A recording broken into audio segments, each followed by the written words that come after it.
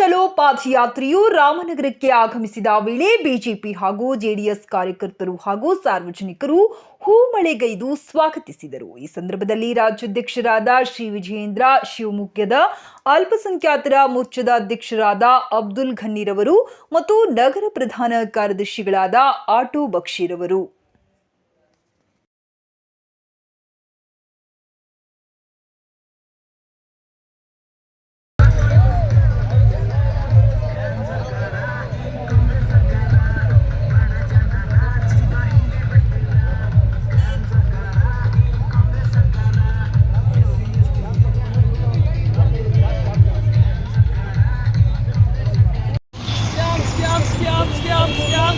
Scam.